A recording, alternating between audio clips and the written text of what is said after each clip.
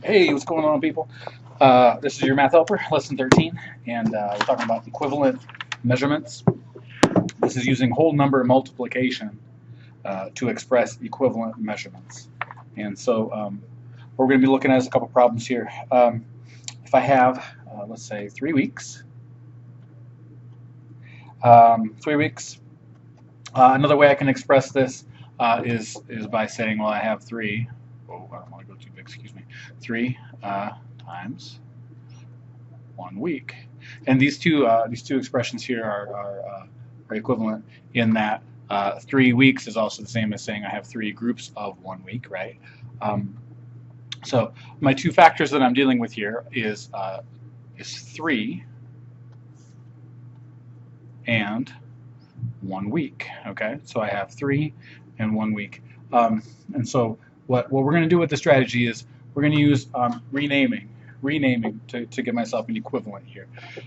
I want to say how many days. So then how many days is that? And if I want to convert weeks to days, well, I'm going to rename this section right here. I'm going to rename. So if I have 1 week, well, 1 week is how many days? I know that 1 week is 7 days. And so now the two factors that I have would be 7 days. And how many groups of those 7 days do I have? Well, I have 3 of them, right? I have 3 groups of those 7 days, just the same as I have up here 3 groups of those 3 groups of 1 week, because 1 week is 7 days. And so I can clearly see how these two are equivalent statements here. And then if I went ahead and multiplied 3 times 7, I would get 21 days. So therefore, I can say that 3 weeks is the same as 21 days. Okay, and so what I've done is I've gone and I've renamed 1 week into 7 days, and that's giving me the equivalency here. So let's try this in another way. Let's say we have let's do 3 hours.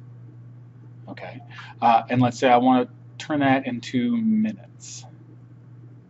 Okay, well, if I look back at my last problem, I had 3 weeks, right? And the two factors that I had was I had 3 and I had 1 week, right? So I can do the same thing here. I have 3, and what do I have 3 of? I have 3 of 1 hour, right? I have 3 of 1 hour. And so then if I go ahead, and here's where I'm going to rename. I'm going to rename this 1 hour into minutes, whatever I want here. So how many minutes are in 1 hour? I know that's 60 minutes. Okay, so I renamed it, and so now I'm going to have 3 groups of that. These two are equivalent. 1 hour and 60 minutes are the same. So I'm doing the same thing here. I'm saying I have 3 groups of 1 hour. I'm saying I have 3 groups of 1 hour, which is 60 minutes. And then I'm going to go ahead and I'm going to do my multiplication. 6 times 3 is 18, or 180 when I bring my 0 in. So 3 times 60 minutes would be 180 minutes as well. So I can say that, therefore, 3 hours equals 180 minutes.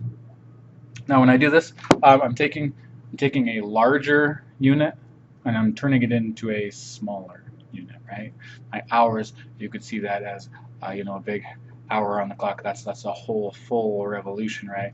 Whereas a minute is only one little tick. So I can see that I'm going bigger to smaller here.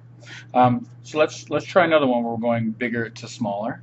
And what we're going to do is we'll do this with meters to centimeters. Okay. So let's say I have 1 500ths of a meter. Okay, so same thing.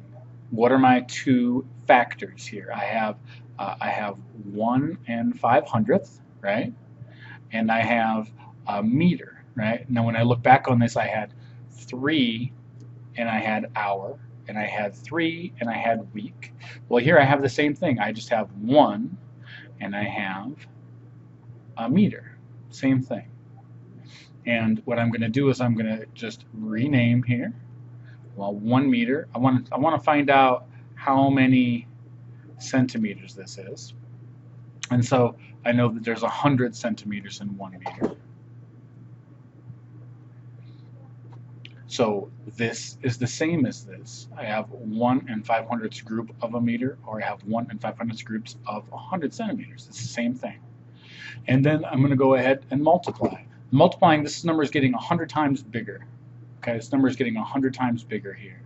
2 zeros, I'm going to need to move and bump my decimal out of this 2 times. So 1, 2, I bump that over, and there he is. This just got 100 times bigger. So 105 centimeters is the same as 1 and 500ths of a meter. We can do one more. And what I want you to understand here, let's do millimeters. Let's do meters to millimeters. Maybe we'll do 2 more. This is a meter, and I have 2 factors here. I have this factor and I have this factor. I have 900ths and I have 1 meter. 900ths of 1 meter. Okay, and what I want to do is I want to turn millimeters. I'm going to turn my 1 meter into millimeters. Now I know that I have 100 centimeters in meter, but if I'm taking a look at the even finer lines in between there's my centimeters. And if I'm looking at the even finer lines, I know that I have how many in this one section here. And well, this is only 35 or whatever. But if I took my big guy, bring one of these guys up here.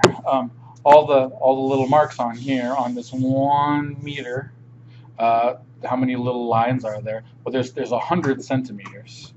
There's 100. I don't know if you can see this. 100 centimeters, and in there are millimeters, and there are actually 1,000 of those lines on that. So we have 1,000 millimeters in 1 meter. So I can rename this 1,000 millimeters.